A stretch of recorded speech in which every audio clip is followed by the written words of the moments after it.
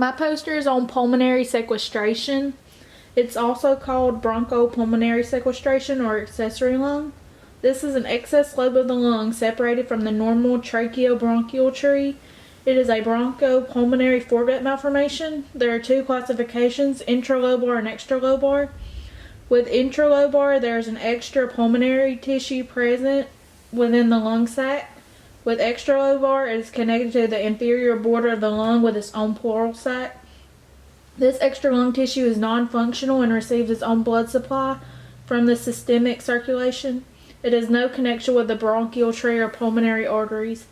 The arterial supply is usually derived from the thoracic aorta with venous drainage into the vena cava. Is diagnosed with a prenatal ultrasound showing a mass in the chest of the fetus.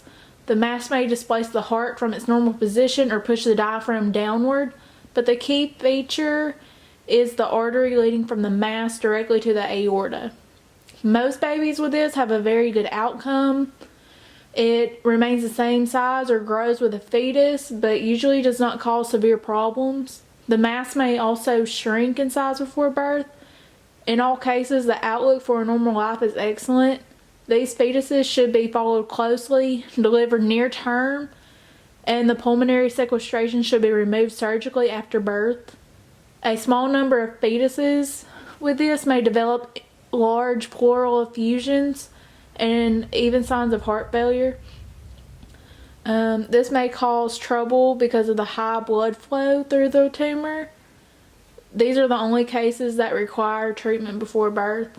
And the treatment is just getting them surgically removed.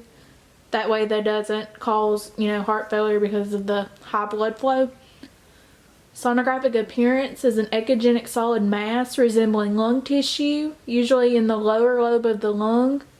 On ultrasound, an extralobar sequestration may be seen as early as 16 weeks. A majority of extralobar defects occur on the left side and rarely below the diaphragm. Intralobar lesions are spherical and extralobar lesions appear as cone-shaped or triangular mass. A hypoplastic lung may be observed on the affected side, and hydrops is a frequent finding. So for pictures, this one shows the difference between intralobar and extralobar, and this one shows just an echogenic mass, and this one same thing, difference between intralobar and extralobar. This one you can see the echogenic mass. And this one up here shows the feeder vessel coming from the aorta. And that's just more pictures of it. And that's all that I've got.